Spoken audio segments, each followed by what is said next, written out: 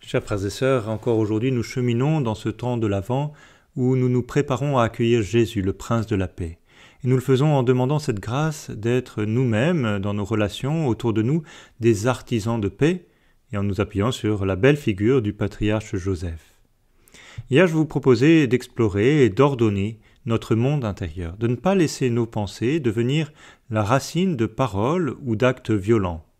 Et au contraire, nos bonnes pensées deviendront toujours, d'une manière ou d'une autre, source de paix pour nous-mêmes et pour les autres. Alors aujourd'hui, je voudrais aller encore un peu plus loin en m'appuyant sur une phrase de saint Paul dans la lettre aux Philippiens. « Par l'humilité, estimez les autres supérieurs à vous-même. » Et immédiatement après cette phrase, Paul illustre son invitation en prenant l'exemple de Jésus qui n'a pas revendiqué ses droits de fils de Dieu, mais qui a accepté de s'humilier jusqu'à la croix.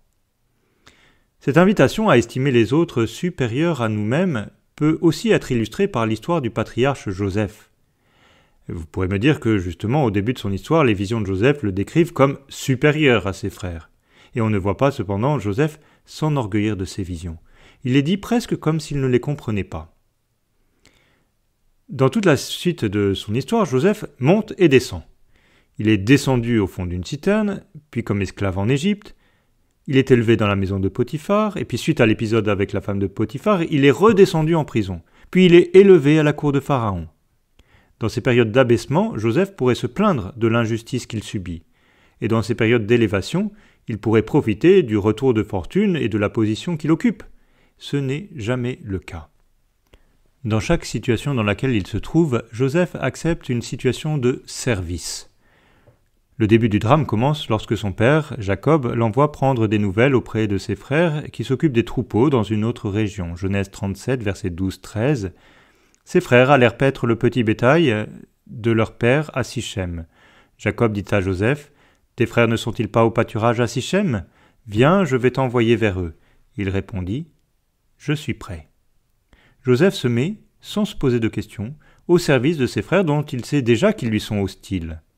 De la même manière, dans les différentes situations dans lesquelles il se trouve, Joseph accepte le service qui lui est demandé. Il aurait eu toutes les raisons nécessaires pour rechigner à servir Potiphar, le chef de la prison, ou le pharaon.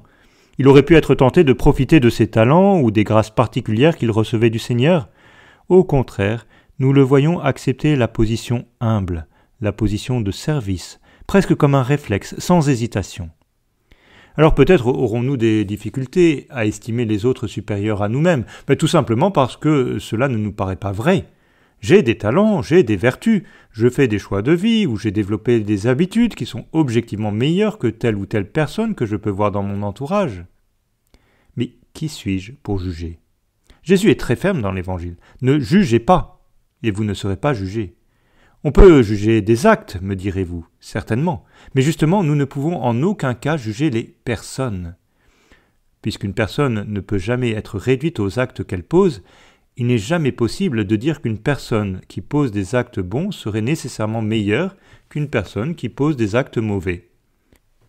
Peut-être avons-nous fait cette expérience que sainte Thérèse de l'Enfant Jésus faisait lorsqu'elle priait pour un criminel condamné à mort, qu'elle disait « Si le Seigneur ne m'avait empêché par pure grâce de commettre des crimes semblables, j'aurais certainement fait pire que lui. » Personne ne peut estimer la mesure de grâce qui nous a été accordée par le Seigneur et qui nous a accompagnés jusqu'à ce jour. Personne ne peut réaliser toute l'œuvre de Dieu en nous qui a suscité, accompagné, soutenu nos efforts et qui nous a préservés des mauvais chemins.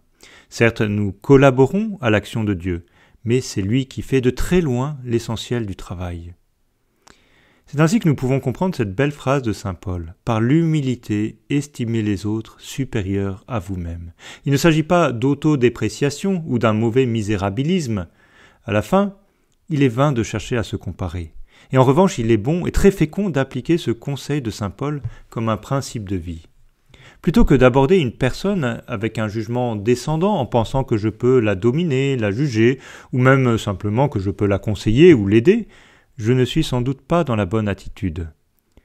Au contraire, je peux rencontrer la personne avec cette intime conviction, avec la décision de la regarder comme une belle personne pleine de richesses que je ne soupçonne pas, non pas pour pouvoir en profiter, mais pour pouvoir m'émerveiller.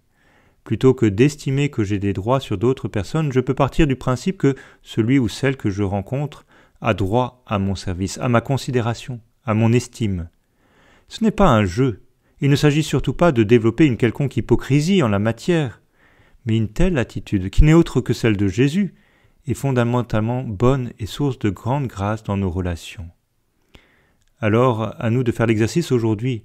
Je peux choisir une personne que je vais rencontrer et je décide, réellement, de la considérer comme supérieure. Belle journée d'Avent dans l'attente de la venue de Jésus, le Prince de la paix.